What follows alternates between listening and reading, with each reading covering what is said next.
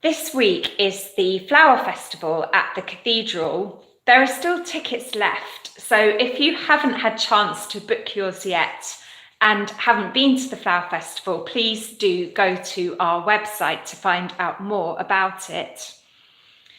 There are some wonderful displays throughout the cathedral and the cloisters, so please do come along and support this wonderful celebration. I was privileged to be at the opening night of the Flower Festival on Monday and to see the fantastic arrangements, which together I learned comprise about 35,000 flowers and hundreds of displays.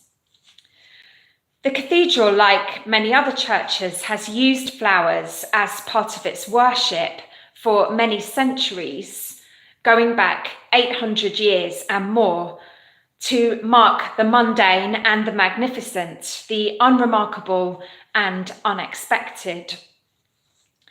This flower festival celebrates all of that wonderful history.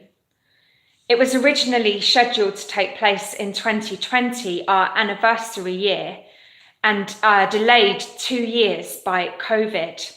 And it's very much a celebration as we look forward to the future, as well as looking back through the past. One of the themes of this year's Flower Festival is the Platinum Jubilee of the Queen. The centrepiece at the high altar is a beautiful replica of the Queen's coronation robe, created with dyed grasses and gilded dried plant material. The Queen has served faithfully throughout her long reign, and the festival also picks up on the environmental themes that are part of this Jubilee year and the celebrations, with the Queen's Green Canopy Project, a nationwide tree planting initiative. The focus is on reducing waste with the reuse of materials from previous festivals, such as stands and frames, as well as using jam jars instead of the traditional floral foam, which contains a large amount of plastics and can't be recycled. And during this month of May also, you may have noticed on the lawns in the Cathedral Close that we leave our grounds to rewild as part of the No Mow May initiative, again reflecting these environmental themes instead of cutting the grass. It's right that we should mark important celebrations such as the Queen's Jubilee and our recovery from COVID with flowers. We express so much with flowers, not just outside church, but in church as well. And they are, as I said a minute ago, an important part of our worship. For example, we decorate the church at key seasons at festivals such as Christmas and Easter and Pentecost. And we also mark our liturgy with the austere absence of flowers in Advent and in Lent. We use flowers at weddings, more solemnly with flowers at funerals.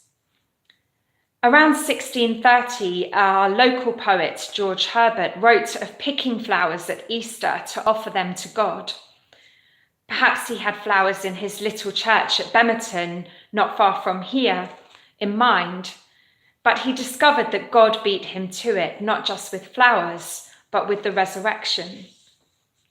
He writes, "I got me flowers to stray thy way. I got me boughs of many a tree. But thou wast up by break of day, and brought'st thy sweets along with thee." So while we use flowers to bring glory to God, God also uses flowers to speak to us. Jesus himself talked about flowers. He considered the lilies of the field and thought them more beautifully clothed than King Solomon in all his glory. He learned from them that if God clothes them so beautifully without any effort on their part, despite the fact that they are here today and gone tomorrow, then surely God will care for people in their need. So when we give flowers to people who are sick or in trouble, they're not just beautiful, they're a way of saying, buy flowers, that God cares for us.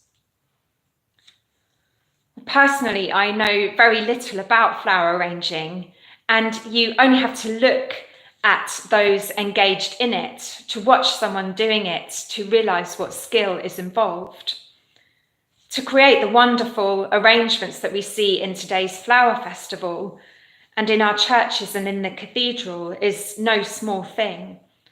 And like everything, as well as a lot of organisation, it requires practice. We need those with the skills to create the beauty we see in the cathedral at the moment, and to pass those skills on to the flower arrangers of the future, so that the beautiful floral displays that enhance and beautify our worship can continue long into the future. George Herbert, whose poetry is filled with references to flowers, compares our own lives to that of the flowers that grow in his poem, The Flower, where the renewing of creation at spring finds its parallel in the renewing of the inner spirit. All are welcome to come to a special evensong on Sunday afternoon, which marks the end of the Flower Festival at 4:30, at which the Cathedral Choir will sing this beautiful poem set to music by the contemporary composer Alec Roth. The Flower by George Herbert. How fresh, O Lord, how sweet and clean are thy returns, even as the flowers in spring, to which, besides their own demesne, the late past frosts tributes of pleasure bring. Grief melts away like snow in May, as if there were no such cold thing. And the poem concludes.